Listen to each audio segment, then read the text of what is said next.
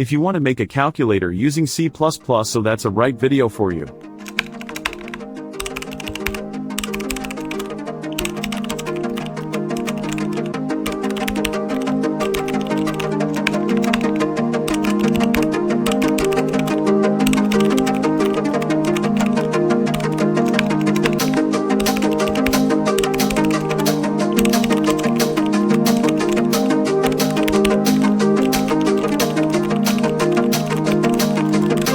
Now I am using switch statement.